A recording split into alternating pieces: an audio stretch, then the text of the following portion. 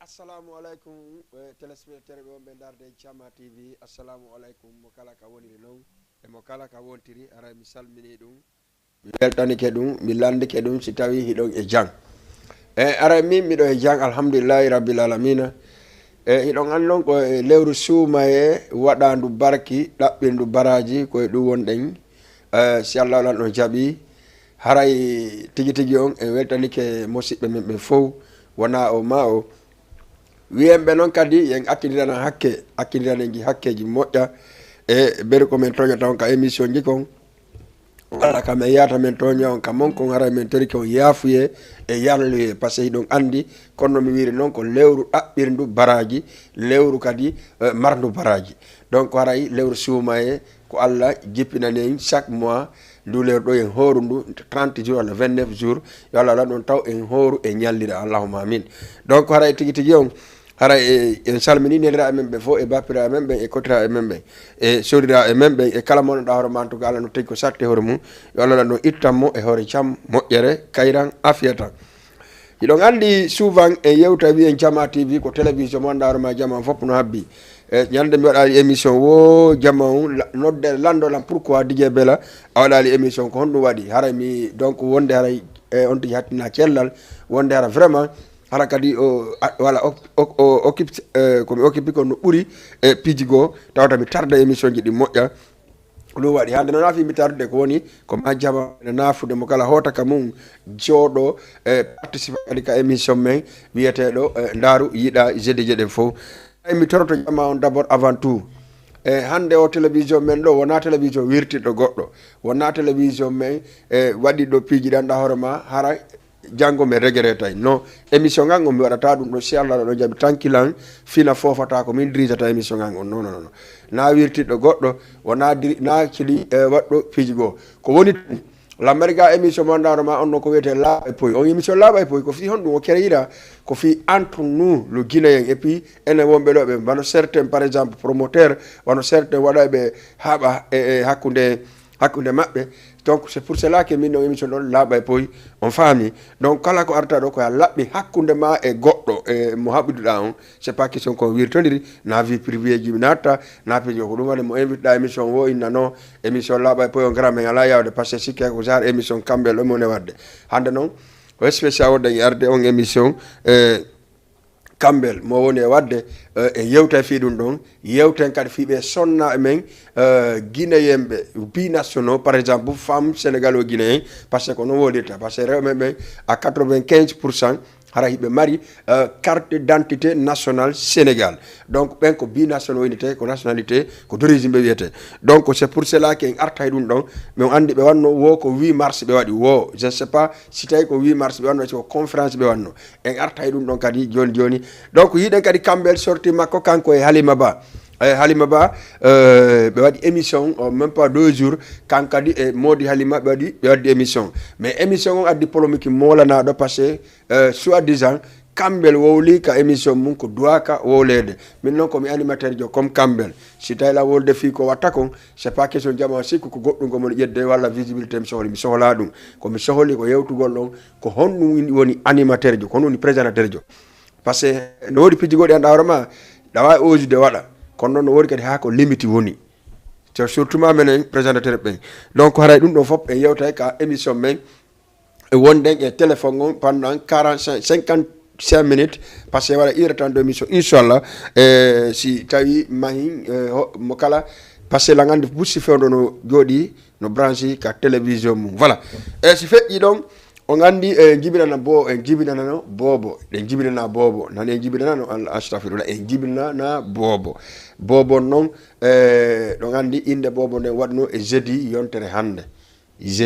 hande woni en ko innuɗen bobo wiwɗen mo Djiwo Diallo tosokun Djiwo Diallo Bundaw ɗum ko hajja Djiwo Diallo okkuɗen inde nden par ce que ɓe wi wo guiɗo ma koye ɓawa ma vraiment en weltani kadi jama on fof e nodduɓe lamɓe kay fof remercie mi nodduɓe kadi ɓeygu an ko remercie mi nodduɓe partout no remercie de en tout cas inde nden ko hokkuɗen nde hajja Djiwo Diallo donc min andi no waɗi piiji goo si waɗi mi waɗa e ɗum piiji goo mi sikka ɗum a haala ka hoore donc merci beaucoup e Hadja Jo Diallo bu ndaw aussi e bu mag donc salminen kadi Ibrahima ɓiɗɗo Jo Diallo on Sadia wonɗo Konakiri on kankadi en tout cas en salminimo salminen kadi Asi welde an donc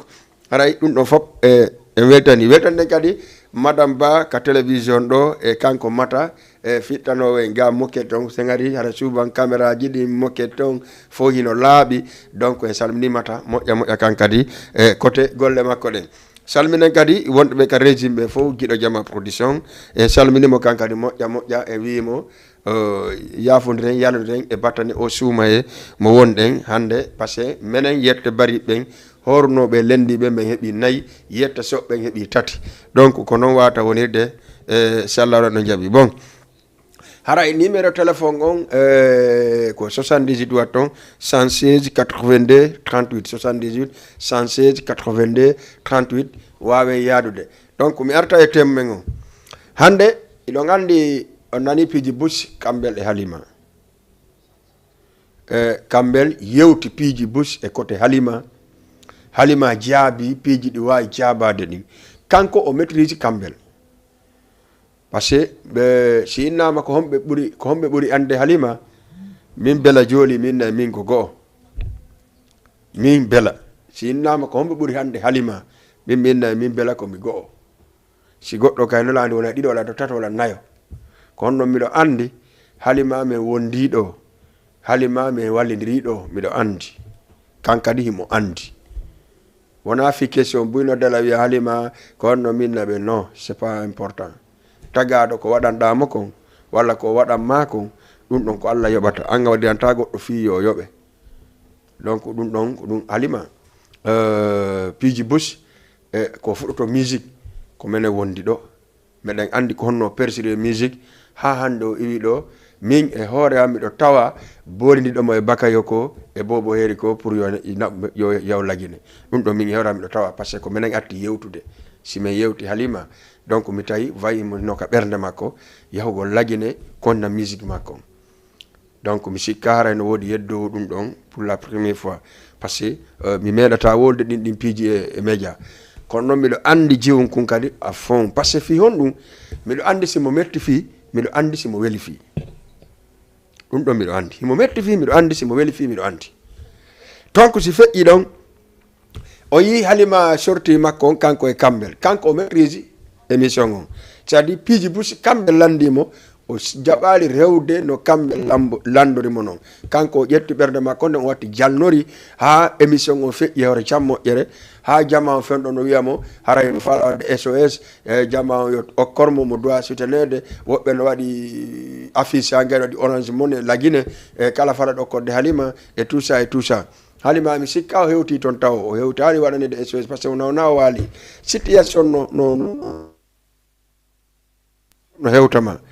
vraiment on situation ɗon si hewtigema kaka yimɓe ma ɓen yahata ka yimɓe ɓe anduɗa hoore ma janggo hiɗon huwodiri ko ɓen yahata kaka yimɓe ma anduɗa janggo si ɓen waɗanima ɓe waƴƴiratama ko ɓen yahata sa yi o hooli on kaɗo par ce que mi on kaɗo konngol makko ɗon malgré hakkudam e wona kono mettanno trop wondema min hande hay 100 000 francs guinéen koye mi toro gorejo ɗimmojo an ɗum ɗo mettanno ɓaynan fin par ce que no woodi piiji goɗe anarama a surta e hoore ma no wiirete warra o donc Campbell déjà waɗi kaen kadi feere komoyagal yalɗuɗo 100 000 wimi hokkima c'est à dire observegol émission ji ɗin anda koni à l'intérieur majji no foti on faami kankadi o yaltino 100 000 francs guinéen hokkima hanno kamɓe yaltina 10 millions hokkamo hanno kamɓe yaltina 50 millions hokkamo hanno kamɓe yaltina 100 millions francs guinéen hokkamo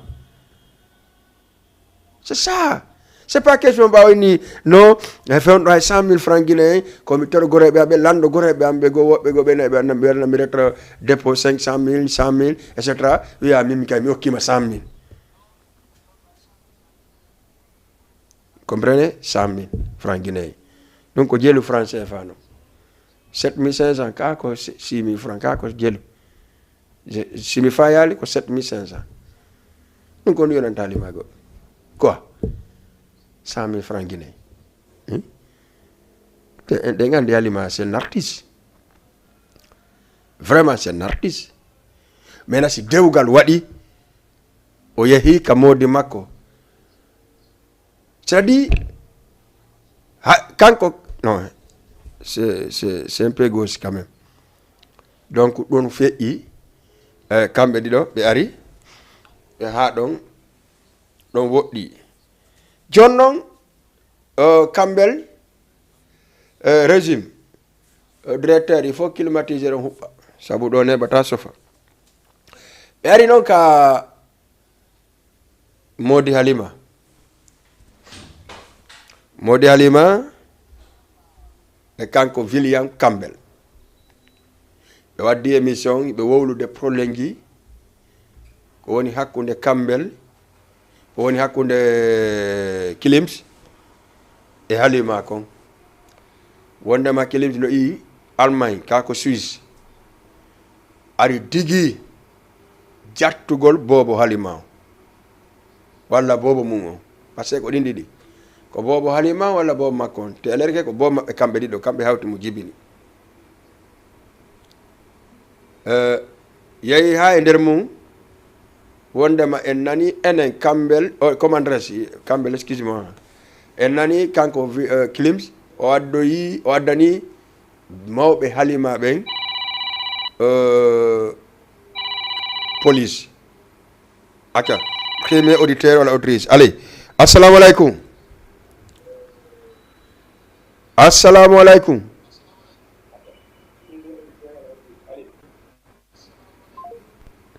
voilà kala faalaɗo participe ka émission on a ɗoyta e téléma on wawe yewde ɗum yewtere nden wawa famodirade moƴƴa donc on faami wondema o yehi o addoyi police wo déjà hayɓe belti mawɓe Halima ɓe c'est soi-disant nene makko ɗum ɗon fof Halima wowli ka émission kamɓe kadi Kilims kadi ari yiltiti wi wonano kanko arde oto makko o ƴetti bobon o watti ka oto makko woɓe hu'imo gujjo ɓe faalamo piide fusa otowal makko ngal ko on say miññirawo makko mo wonduno yeehi ka peya ka angalde ka rond point tawi police no ɗon expliquani police ɓen acca 78 watton 116 82 38 allo allo wa ça va naija alhamdulillah ɗoytu téléma on seeɗa waaw allo waaw ça va ɗa jam wonti kay jam alhamdulillah onon le toon alhamdulillah men ɗa noddammi honto émission mo labba awa ɗa noddammi honto allo acca merci beaucoup régime oɗo mi sikki tun o artoyey merci aray numéro téléphone 78 116 82 38 bon ɓay ɗum ɗon feƴƴi soi-disant wone ɓeya ɓe jiiñoya ko gujjo joni noon kanka ɗoya miñam makko mo wonno ka oto ton on yeehi tawi ka peya ɓe ɗo dari ɗon ɗon andi lagine kala angalde ɓe waɗi peya kamɓe ɓe waɗi kangum militaire walla police walla gendarme ko woni koɓe ittina yimɓe ɓe ñaama donc haray hiɓe ɗon won sey o immi ɓen ɗon ari woni entre maɓɓe après won ɗon sonko ngon ɗuuɗi ha renfort kadi ari ɓe ƴetti ɓeya noon ɓe naɓi ka commissariat c'est-à-dire woni Kilims naɓi esira e mum ka commissariat déjà piyi esira e mum Kilims o ko fenade ɗum ɗon fof kanko wonano woniri natiri ni yaltiri ni duguna fi jenna fi acca goɗɗo kadi ka leyi aleykum allo jara nara to ɗon e jang alhamdulillah onono alhamdulillah ɗuyte téléma on seeɗa sina ko ɗum fewndi ko janto ɗa noddammi honto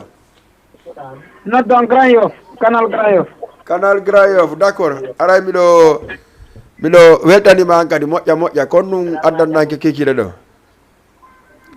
Ah, modi no labba nan. D'accord. Aha. Na? Aja. Halima on ɗo modi mum. Ay goto modi makko waɗa lawol nan. Ah bon? Sabi gorko fof watano. Aha.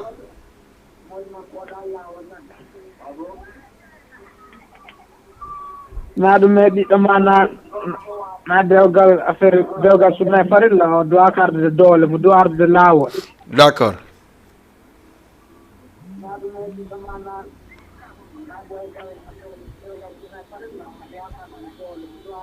Acha. Merci beaucoup monsieur Kedum mi kono mi wodranma noon woni a famali aɗa wiyte e télé o sina ɗum ko sardi ɗum to wooli wo si wowla acca 78 116 82 38 premier auditeur woni mo ko canal Grand Yoff acca deuxiéme auditeur o wonda ñabbade kay gari donc ɗon andi ɗum ɗon piiji fof feƴƴi hakkude esiraɓe halima e kanko Klims jombuɗo halima o maintenant hali Klims ɓa yari kadi makko wi kanko kadi ha joni ko acca ƴette goɗɗo kali ñalo ha joni ko wi wo kanko halima ko ɓeygu makko je suis d'accord hein halima ko ɓeygu ma Klims je suis d'accord haɗaɗa kay lan tori si tawi ko seytane waɗi ko erreur waɗi lan tori yoɓe jonnita kadi ɓeygu ma si tawi kadi ɗuma par ce que halima wimen pendant 3 ans mo soki nokku goto ko gonga makko le ala golda fusi halima yejjitanoma déjà acca ƴette goɗɗo ka ligne allo allo allo mais attends wota on bipan quoi non attends mais vous êtes yette sola oh mon ami on faami donc ɗum ɗo fof waɗi ndaare probléme ji ko waɗi hakkude mo yalla entre pullo Fouta e pullo Fouta ko enen dunante so waɗi probléme ji enen hiɗen jooɗi namere ka réseaux sociaux ji ɗo ndaaru respect ala ɓe wiya saare ndey hiɗen ɗuuɗi ɗo hiɗen waɗi ɗum ɗo e ɗum ɗo saɓe sa hooli gonga ɓe yennama sa wooli fenade ɓe jokkama e nden fenade hata ko fenade wolɗa tant pour ma yaafo ɗon hande hiɗo woodi ko jama goɗɗo waɗata harna waɗugol mo mum sa heɓali ko okkorama ma tawa jaɓɓo waɗugol mo ma à 95%. mais enen surtout ma ngol leñol wiyetego wimi e wimami hiɗen bolodirani ko ɗum sen heɓata ko faala ɗen koko hammude wo ɗen añaɗe wikkeɗe yenne ƴette goɗɗo ka leeji allo allo allo waaw ça va nalaka alhamdulillah kikiɗo honti keyda alhamdulillah onoon le alhamdulillah bisimilla ara ɗon haalde ɗo ko duwano haalede quoi nam mode halima e mode mum moƴƴe haale hakkude maɓɓe grand jo waɗa lawol quoi d'accord ɗon e hakkilladde min ara no wawa wondara Klims ko intérêt mum jokkiri halima quoi hara ko intérêt makko o jokkirinomo safe so ɓe heeɓi oya so ɓe heeɓi toon fi hawre maɓɓe kamɓe toon dowa ko arande bobon ko heɓale ay 5 ans bobon ko ennan 6 mois j'espère que o heeɓi on no wata seedugol e nene mum d'accord an wiɗa hara halima oya Klims ko intérêt wano honɗum jokkirino halima alay ko minen wo ko oya firti woto ko jiwo ƴettata bobon kanko wona bobo makko wosi ko wosi ko bobo jiwo na ɓiɗɗo makko ko gorko tum kanko sohli wosi ko oya ko jiwo heɓuno hara na bobo makko mene mi yiɗno ko émission maɓɓe toon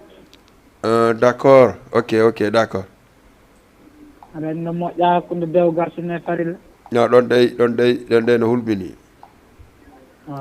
ɗum ɗon ɓayna goɗɗo aɗa yiiɗo émission ono labba moƴƴa merci nawri yeeso merci beaucoup weltanike ma nan merci salminiɓe gira yoɓe ɓen fof kadi ok merci beaucoup voilà voilà on nani oɗo intervention makko on o wi kanko modi halima ko waɗi kon c'est pas normal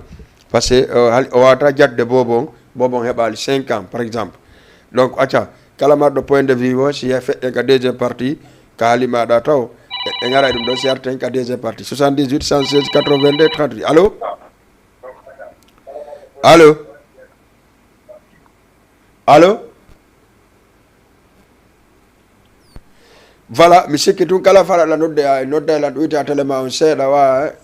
wawen famodirde 78 116 82 38 78 116 82 38 woni direct ka émission Ndaaru Yiɗa hande jeudi spécial 30 minutes mo watten on ko pour Halima Ba ɗo gandi probléme fewno kanko e modi makko wolatake gonga olof e maladie tal donc hara tigi tigi on feƴƴen ɗon so gari ɗon noon arta ka deuxiéme partie 78 116 82 38 ko moni ka ligne allo assalamu aleykum wa aleykum salam wa rahmatullahi hino yejanɗo marsude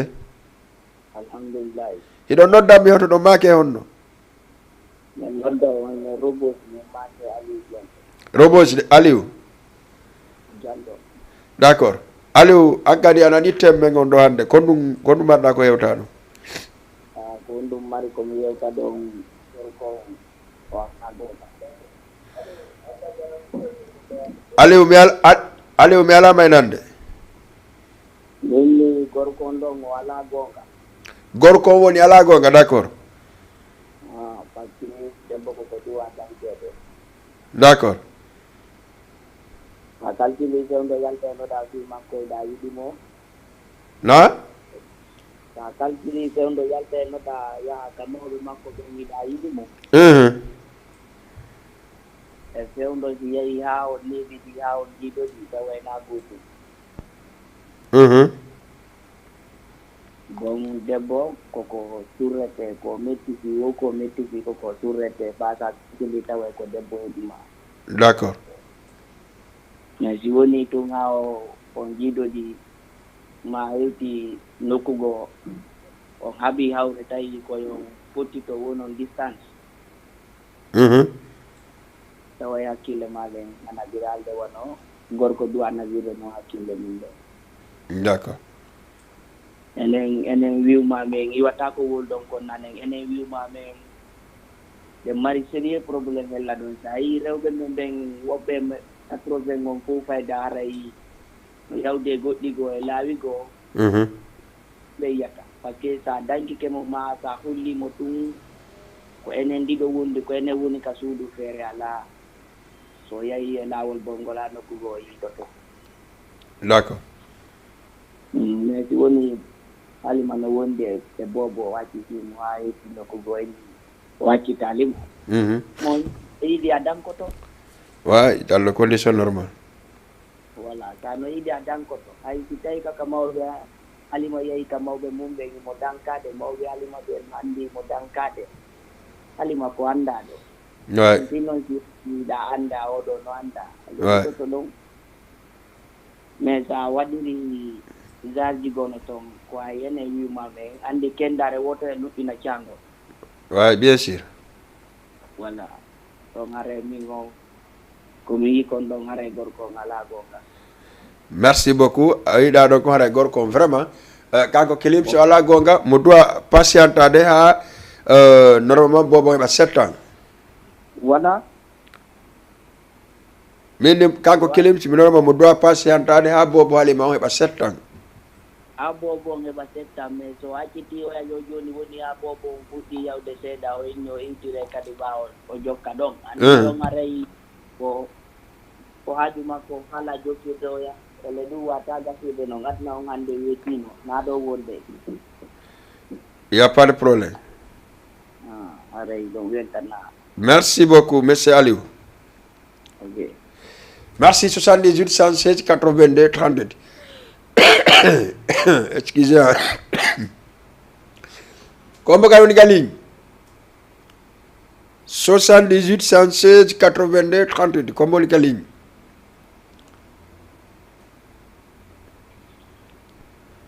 aca waɗe 78 116 82 38 salamu aleykum salamu aleykum allo gara ɗo telema on seeɗa on jaram nala to ino ye jam alhamdulillah a ɗoytaygo e telema on seeɗa la jelti komi woni wonde ko ka télé janto alhamdulillah mi kiki ɗon onon le ton a noddami hoɗoɗa honto na Medina Rue 41 angle 26 Medina Rue 41 angle 26 d'accord ara mi hi télé ɗen gando men dara no laba merci beaucoup mi weltanike on ok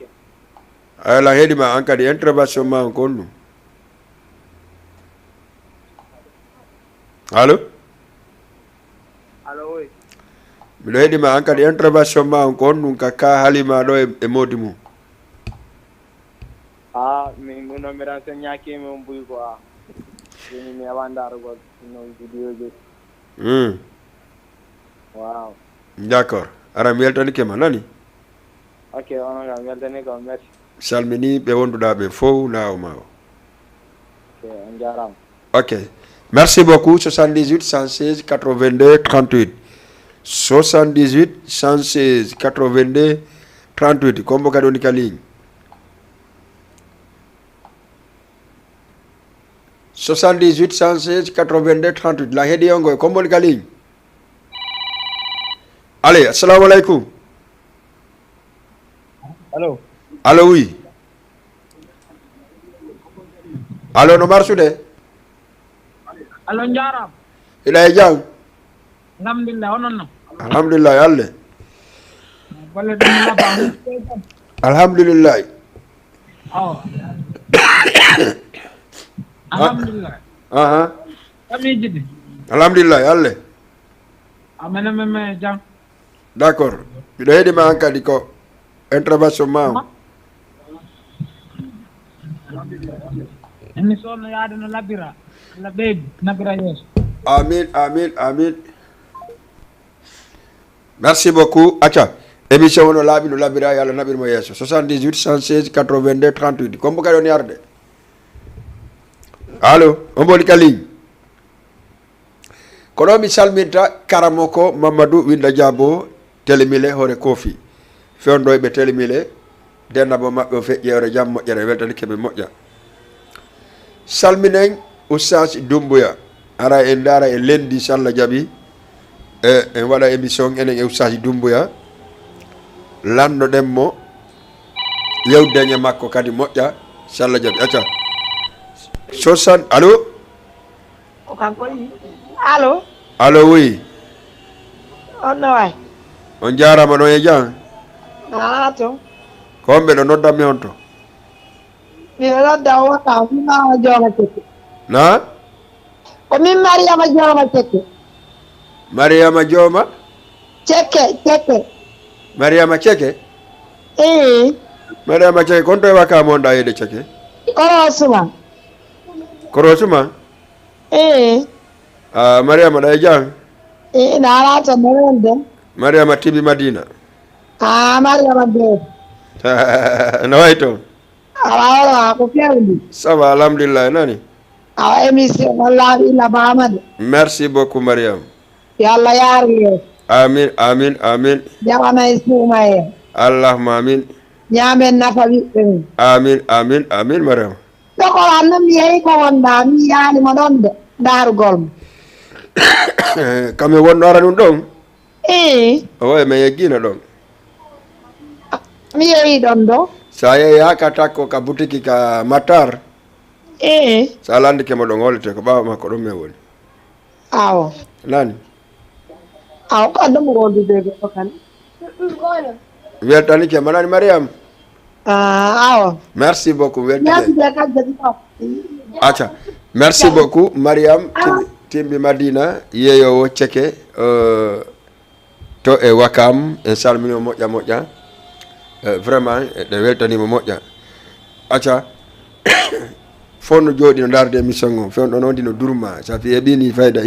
un mois miɗon ko ɗi aɗon ka gaccitude 78 watton 116 82 38 78 116 82 38 feƴƴen ka deuxième partie lin auditeur jogoto mi sawoli feƴƴen ka deuxième partie déjà ere men nde no yaha ɗum par ce que feƴƴini 30 minutes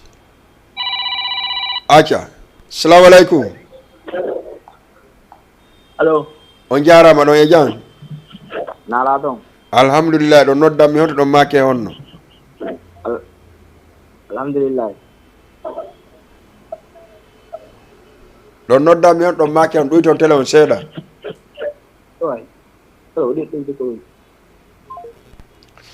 modi onon kadi on noddoɓe on ɗuyɗa télé on seeɗa on haɓritata ko on nanay ko wonde ka télé ko nanon ko wolaymi kon c'est impossible ka téléphone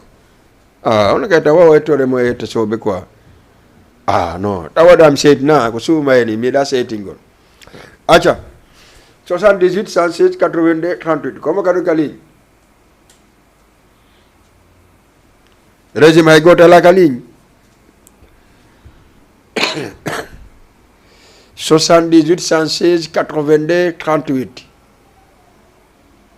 acca voilà haray en kulotiri ɗum ɗon arten 20 minutes yewten ɗo noon ko sonnaɓe ɓen wiwnoɓe no waɗi 8 mars ɓen ko ɓen mi faala yoɓe noddan e annami ko 8 mars ɓe wanno ko conférence ɓe wanno ƴetten goɗɗo ka ligne allo allo allo oui on jarama no marsude ɗa e jam jiɗon e jam alhamdulillah awayi golleji meɗen muññi nan tade yaw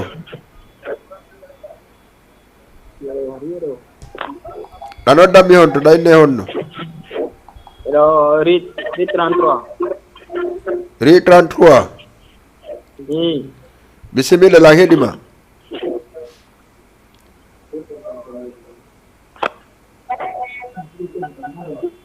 ri 33 minnuma lan heɗimago mi andi ko ri 33 wonɗo lan heɗima acca merci beaucoup voilà arayi 8 mars sonnaɓe ɓen ɓe organise no wo 8 mars ɓe addoy ɓe organise 8 mars vraiment organisation o laaɓa ha ɓe addi sécurité moƴƴa ɓe addi ko watte kon fof ha moƴƴi erreur maɓɓe fof ka discours ji woni erreur parole ngol fof woni erreur par ce que man e ñinni ko sonnaɓe guinéɓe ɓen woni wadde 8 mars feeto neɗiraɓe men ɓe feeto kotiraɓe men ɓe jajiraɓe men ɓe pardon feeto tantiraɓe e mamiraɓe men kono noon ko jamma o yeehi toon kon koɓe découvri kon tawi wona ka wiya kon naɓe yi toon min noon mi wonno kadi ɗon mi wiɓe na 8 mars waɗɗo ko conférence waɗɗon on wiyayno ko conférence wonɗon e waɗude jama on ara comme conférence mais daari hande jama waɗa soobiji no laaɓa tawata ɓen soobiji fof ko ɓawa base on ɓe jooɗoto ko ɓe waɗa soobi ɓe waɗa hay fus ko ɓen jotto yeeso base on imam deuxiéme imam grande mosquée on e ceerno bakar mataka kubiya ɓe jooɗo imam mum waajo e olof présentateur jon kadi mi wolta inde makko on kadi jooɗo wowlugol e français e olof quelle sensibilisation ko waɗan ɗon hanki nde ñande 8 mars holni sensibilisation waɗɗon haysi goɗɗo hokkima hunde a financiɗe mo taw arka ɗo impose o ka fo woni ɗon andinama ko kanko hokkuma hunde nde kanko dirisata aray ala sens aray sens ala minen ɗo 8 mars on ko ɓen yiɗon kon wona kadi min koye wowli wona mi wowli de ko rewɓe ɓe hoore mum wonnoɓe ɗon ɓen ko ɓe wonno wiide minen siko ni mi waɗata ɗum ɗo e ɗum ɗo mi waɗata ɗum ɗo e ɗum ɗo mi waɗata par ce que o wi ko 8 mars déjà ɗon invité e artiste mais mi ari min dari ko conférence waɗa ha futo juula affaire o lanni woɓɓe no ina ñaama yara te jama o nani to inde 10 millions nani to inde 15 millions en to noyinne o mbuuɗi no adda enveloppe ji addama décoration ji waɗama machallah mais honto ɗum no fof woni ontere onto suite ɗo woni suite wonto woni joni mo nanɗa ono henna sere be no participe 50 000 participe 50 000 oɗano waɗi 50 000 oɗano waɗi 50 000 combien de sere à 50 000 e wone 10 millions ji ɗi hokka ɗon ɗi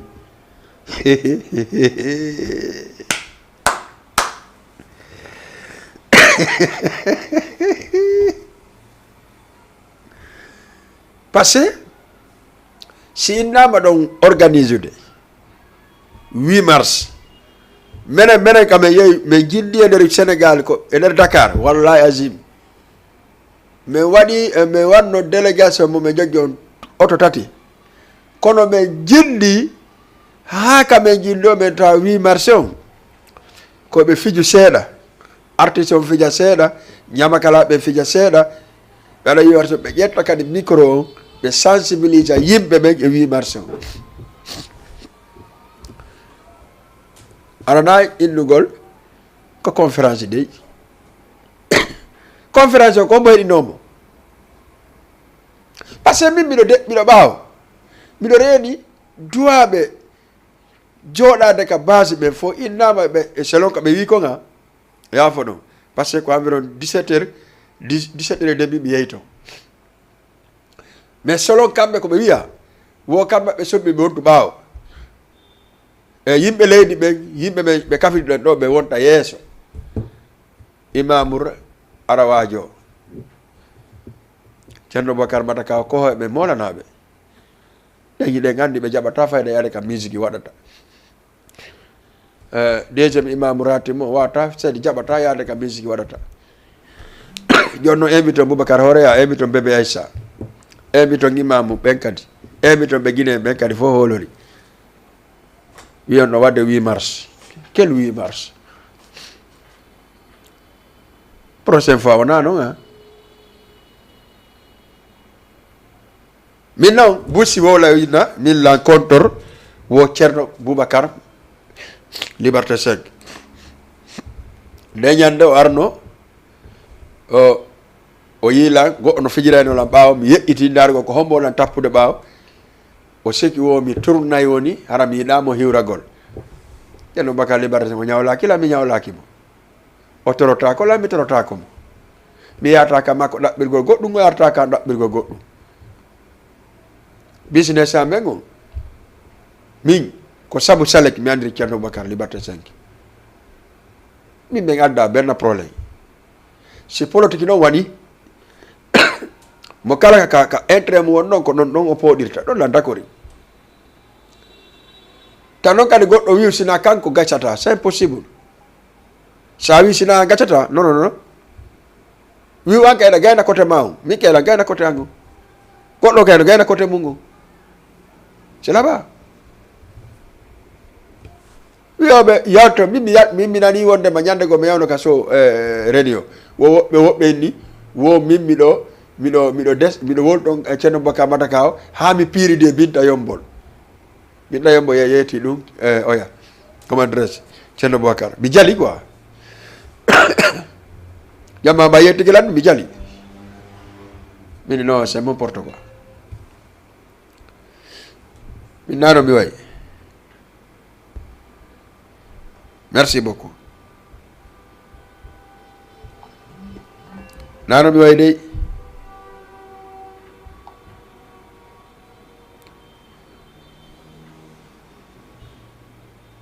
donc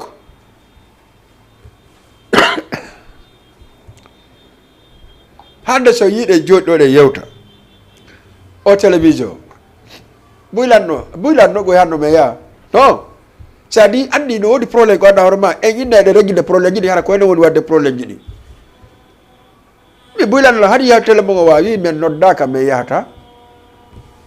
c'est pas important wona kadi sala yawre heddiɓe ɓen ala télévision ɓurɗo men télé visibilité on o ala ndaare œuvre ji publiat ɗi publiama depuis honde tuma ko hay 1000 ɗi heɓali 1000 ɗi heɓali o émission ganduɗo dunɗo e janggo tawa eɗa mari 2000 3000 4000 e poussiére wona e gotum dey wallahi asim na e gotum ɓay koye wondira gonga buyno wola ko woli o ɓay si haala ka no foti mais il faut que si tawi e wonay hunde wotere hara wona none goto c'est ça l'important musidɓe mais joɗagol non mais attends ko a honto yeyeten awa mi andini o 8 mars on ko ɗon yaari discours on ko olof discours on ko français hay délégation ji go yahunoɗi toon niciti ko honɗum namuno ɗum ñakkede respect ko ɗum waɗa certain malalle masalu le miro en sarsiɓe ɗo culture ɓe anduɗa hoore ma ko ɓen duwa teddinede piiji goo hay lettre ji maɓɓe ɗi ɓe heddaki konno ɓe yarata en salmini président malal en salmini mama salu le miro waraya salmini hajja jio diallo nene goto a on ka ɓerde ɗum ɗon komi suuɓi laga ko suuɓi ladde komi suuɓimo sale mo yero kadi salminama nena sade mari bantigel salminen jajira manoɗa hoore ma on ɗon ko Allah hawti men woni jambinta pellel en salminimo moƴƴa salmina Fatou Boun ɓe arno waɗi émission machallah labaɗo pour spécial 8 mars o salmine Mamadou Binda e Boubacar Horeya Bousiriw salminama kanko e Bébé Aïssa mi salmina Kadiatou aussi e Hasanatou o salminama moƴƴa salmine Houssaye depuis marché waranka kankadi mo salmina mi salmini kadi wano Hajja Mariama nene Jio Diallo Bundaw bintamo an Rama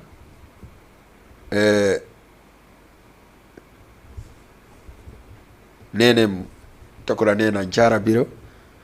salmina tigi danke kadi salminama mi salmina jeunesse ADKP on fof innemɓe bon ramadan si Allah wala no jaɓi lendi mi nodda joni Oustaz Doumbouya mi nodda Grand Abdoul Bambara par ce que kamɓe ɗo mi faala e lendi face à face ɗo yewta Doumbouya yewta en ko honno horirte ko honno bonta korka et tout ça haari ko Oustaz Taybou fanno invitude no gasa bonari taw walla sen enda Grand Abdoul Bambara hen ɗen guiɗo mamaya salla jaɓi waɗa e joni piiji ɗi fof en ordre inchallah hara e musidɓe mi wettani kew ono wonnoɓe ka page Facebook fof no partage ude émission on no emude kadi no wadde message ji mum hara ko andintigol o du koye suuma yo wonɗe moko bano durma seeɗa yaafoɗo hara mi wettani ke régime on kadi en tout cas télévision on ko ono kala ko falɗo wadde ka suuma e ɗo woni conférence nodde men o numéro téléphone mo mi woni jonude ɗo so noddimo on wawa heɗɗade men sina ɗum noddollan ka numéro téléphone an 77 waɗon 853 66 51 77 853 66 51 en wawa kadi arde onon ɓeɓe fast food ñameteji salmine Mamadou depuis Guel Tapé d'abord haray kala kadi faala ɗo publicité si noddi men ɗi numéro ji ɗo ɗiɗi 78 116 82 38 a heddoto men mais yame fimanama mais divisionnement ka télévision heɓa jarim mum kadi haray merci beaucoup merci à tout le monde e yine assalamu aleykum wa rahmatullahi taala wa barakatuh e ƴe lendi kadi sallalano jaɓi merci